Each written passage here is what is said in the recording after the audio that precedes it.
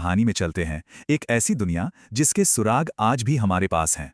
तो सिंधु घाटी सभ्यता का सबसे बड़ा सवाल, आखिर ये गायब कैसे हो गई? ये इतिहास की एक जबरदस्त जासूसी कहानी है। कमाल की बात है कि इसकी कहानी किसी साइंटिस्ट से नहीं बल्कि एक भगोड़े से और एक बड़ी गलती से शुरू हुई थी। खुदाई में कोई मामूली गांव नहीं बल्कि एक ऐसा महानगर मिला जिसने पूरी दुनिया को चौंका दिया था। सोचिए, 5000 साल पहले इनके शहरों में ऐसी ड्रेनेज व्यवस्था थी जो 19वीं सदी के यूरोप में भी नहीं थी। ये कमाल का स्टैंडर्डाइजेशन दिखाता है कि ये समाज शायद राजाओं पर नहीं बल्कि आम जनता के कल्याण पर केंद्रित था। तो फिर सवाल ये है कि इतने आगे होने के बाद भी वो आखिर खत्म कैसे हो गए? यहीं से सुरागों की कहानी शुरू होती है। पहला सुराग, इनकी अनोखी लिखाई।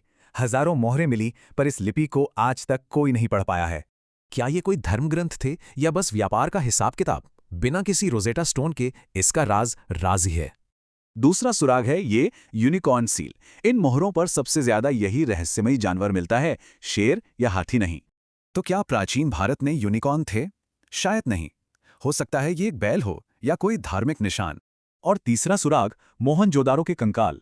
ये गलियों और सीढ़ियों पर बिखरे मिले, जैसे अचानक मारे गए हों। यहां से कहानी के पहले विलन की एंट्री होती है, विदेशी आक्रमण। शक की सुई सीधा आर्यों पर गई। सालों तक यही थ्योरी मानी गई कि मध्य एशिया से आए आर्यों ने इन शहरों को तबाह कर दिया। लेकिन सबूत कुछ और ही कहानी कहते हैं। जो पहले माना जाता था वो असल में सच नहीं है। राखी गढ़ी में मिले एक 4500 साल पुराने डीएनए से पता चलता है कि ये लोग बाहरी नहीं बल्कि यही के थे। तो अगर लड़ाई नहीं तो असली कातिल कौन था? वो कोई इंसान नहीं बल्कि उससे कहीं ज्यादा ताकतवर था। ये सभ्यता एक दिन में खत्म नहीं हुई बल्कि ये क्लाइमेट चेंज की वजह से धीरे धीरे उजड़ गए।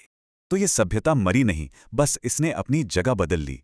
लोग गांव की तरफ लौट गए और शहरी ज्ञान गुम हो गया। पर इनकी संस्कृति कभी खत्म नहीं हुई। इसने बस अपना रूप बदला और आज भी हम सब में जिंदा है। नमस्ते करने का तरीका हो या सिंदूर, ये सब परंपराएं उसी दौर की देन हैं। ये हमारे कल्चरल डीएनए का हिस्सा हैं। उनके खंडहर आज हमारे लिए एक चेतावनी हैं।